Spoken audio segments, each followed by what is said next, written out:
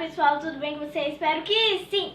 Hoje eu estou aqui porque hoje eu vou mostrar esse líquido umidificador pra vocês, que a minha mãe ganhou do aniversário dela, que foi dia 7, de ontem, e é da Mundial.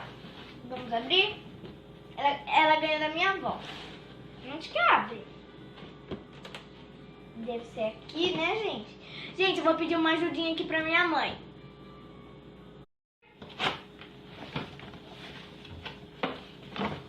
Nossa, com papel por cima. Olha, gente, o liquidificador. Deixa eu abrir pra vocês. Muito bonito, né? Aqui tem os milímetros, né? O coador. Esse E o negocinho copo. que tem lá dentro, o copo. E aqui que é isso? Outra parte do liquidificador, que é a parte de baixo.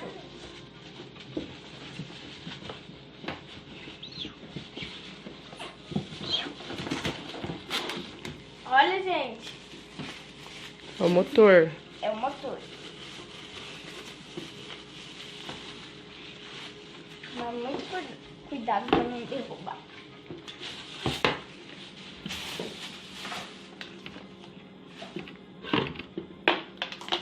E aqui vem um papelzinho, eu acho que é de É o manual. instruções. É, o manual de instruções.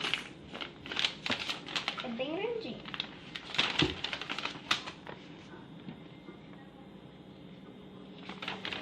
E aqui está o liquidificador.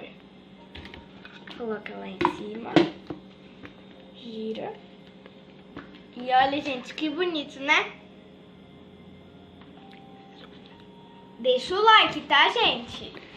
Espero que vocês tenham gostado. Deixe seu comentário, se inscreva no canal, dê um joinha e tchau! Vai com Deus! Depois a gente faz um suco mostrando, né? Verdade, né? Ó, escreva aí nos comentários qual suco vocês querem que a gente faça. Tchau! Beijinhos!